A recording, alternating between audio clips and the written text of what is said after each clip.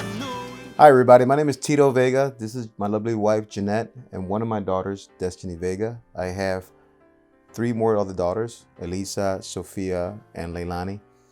The reason why we're gathered here today is to basically talk about the story behind the song. The song is called Don't Let Go. I wrote that song many years ago as a opportunity to create a worship song for my church. And I wrote it pretty much kind of like halfway. And when the time that my daughter was diagnosed with alopecia, it struck me. It struck me very hard because I also had alopecia. And I knew the things that alopecia basically created inside my heart and my mind and in my spirit. Alopecia is an autoimmune disease where the body identifies hair follicles as an enemy to the body. And what it does, it doesn't allow the hair to grow.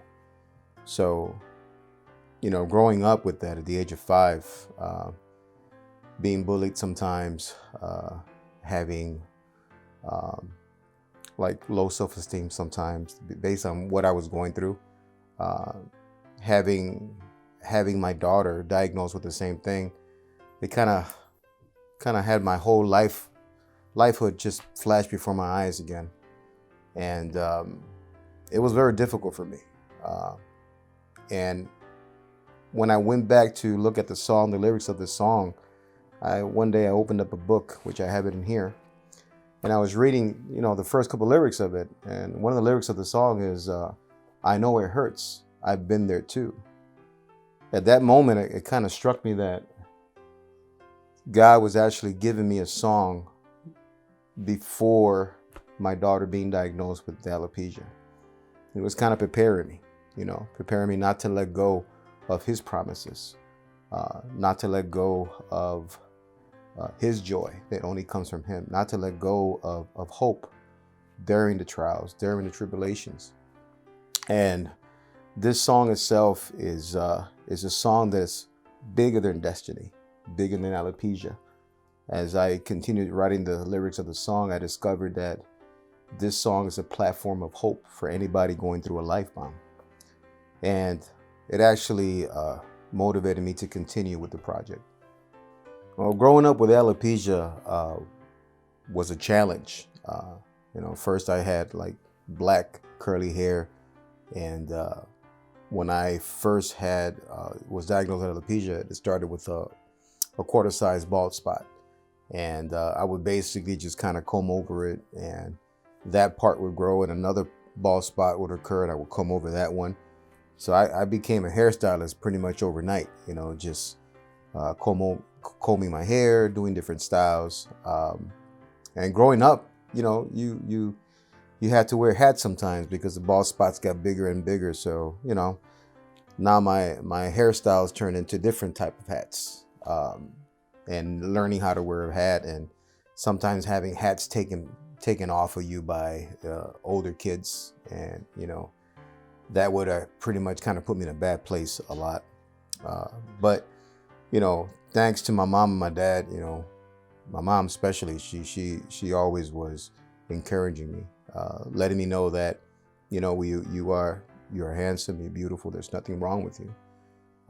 So she didn't see me that there was something missing. But again, as a mom, she always still had hope for my hair to grow.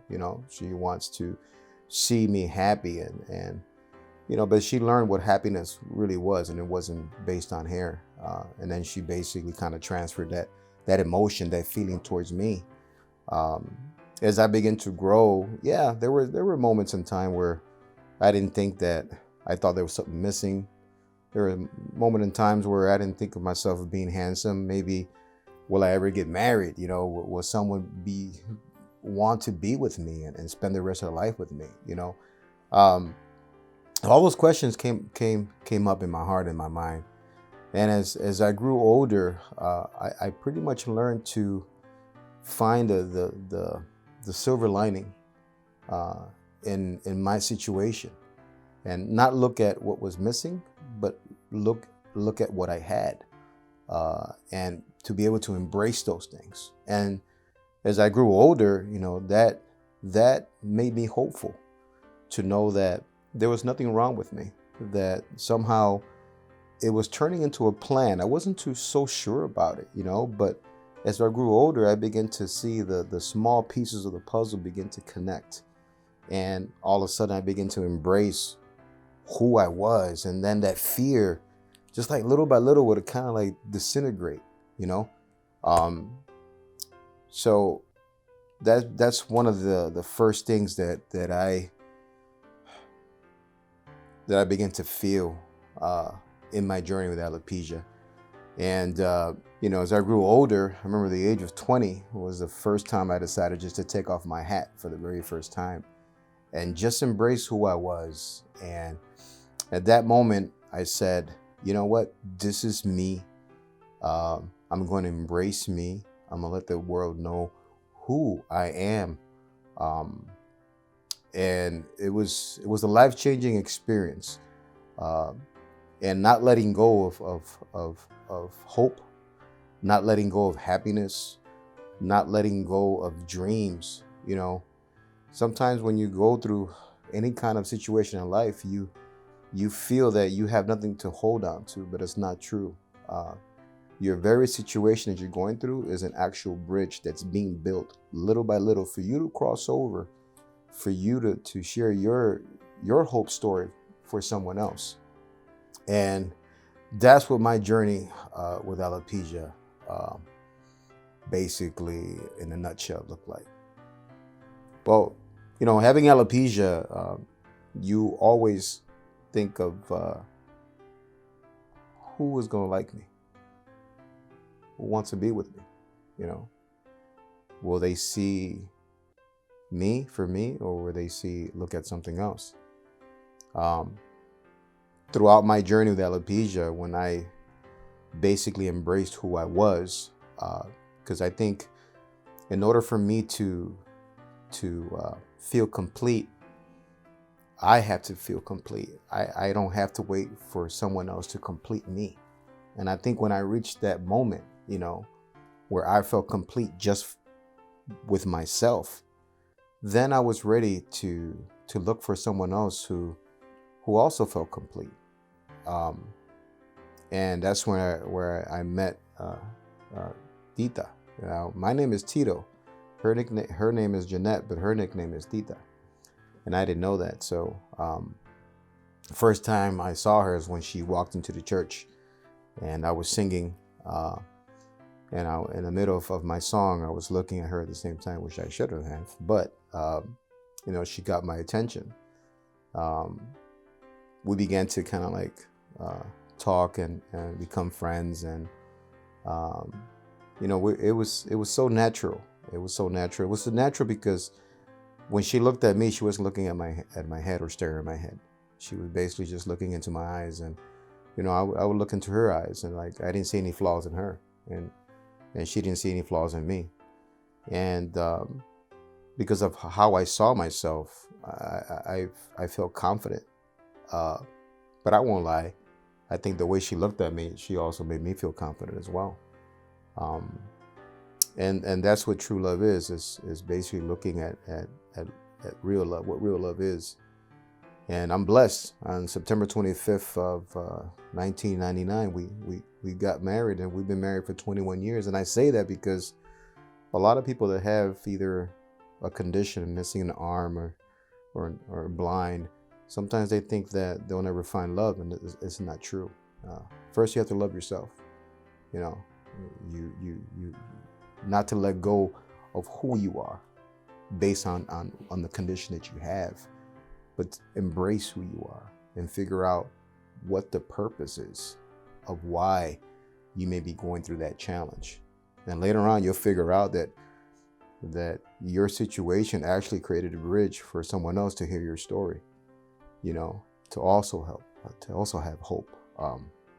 And that part is important, So funny thing is, with his story of me walking into church, the first time I walked into church, I didn't even realize that he had alopecia.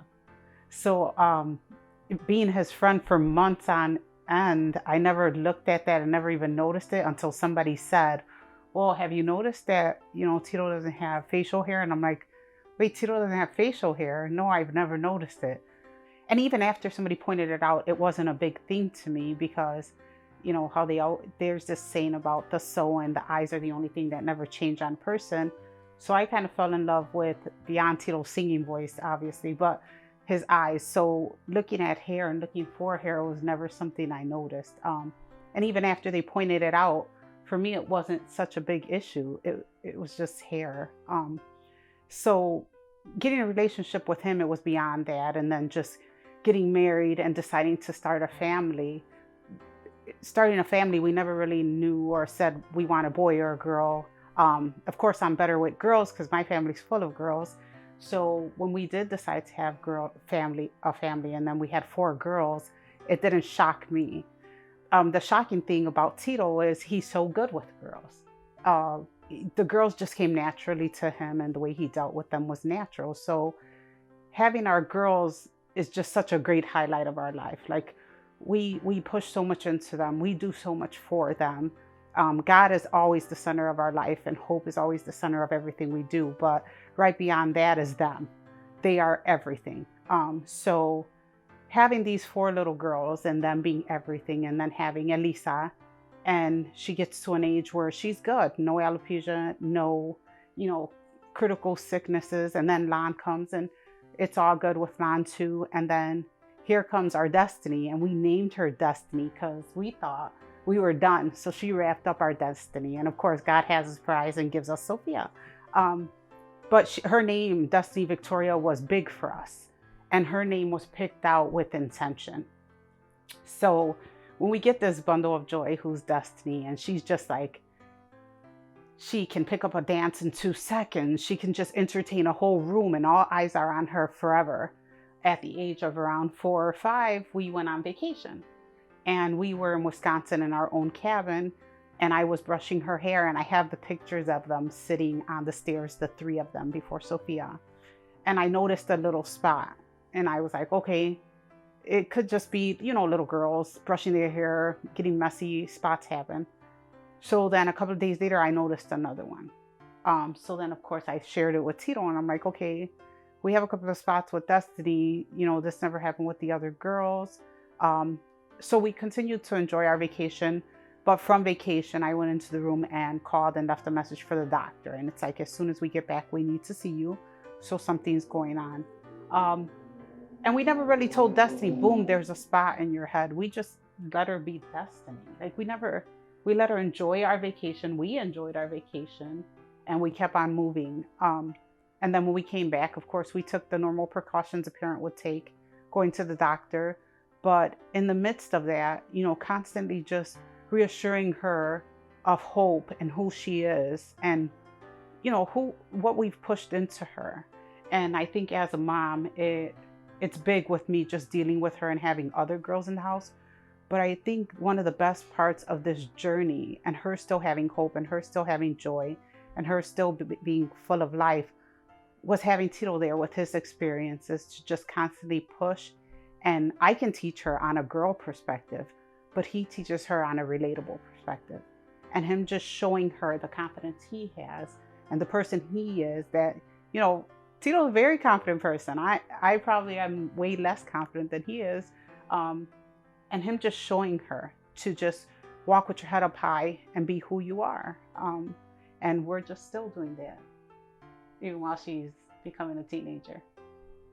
So as a mom, of course, of 4 girls, they always ask you this question, who's your favorite? And I don't think dads have favorites, but I don't think moms have favorites. You have your favorite part of each child, but you don't have favorites. But with the girls being big, and they each have 4 years apart, except for Sophia, and then Elisa being 8, Lon being 4, and then Destiny when she was born. So that'll give Lon 8, Destiny 4, and Elisa 12 at the time alopecia hit. So of course you have to invest in all these children, but then you have to make sure you are keeping Destiny up, happy, and hopeful throughout the whole journey. So you want to kind of give time for each of them, but now you have to take that time out to just impart in Destiny a little bit more. Just because she's going through this battle and fighting this thing that the girls didn't have to fight. And there's a whole different path with her, you know. So I think as a mom, we would just have conversations in the car, or I'd get some one-on-one time and ask her, hey, how's it going?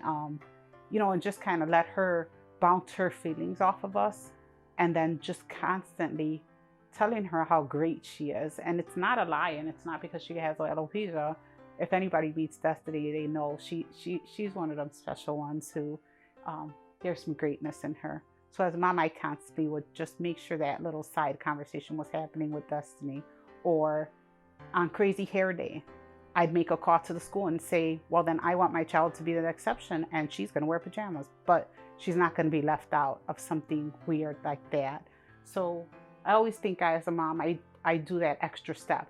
We're having conversations with teachers before school years start, and just making sure that environment's set, that my kid goes in there and she doesn't have to go in there fearful. Well, in kindergarten, I realized that what I had was not a sickness and it can't be spread.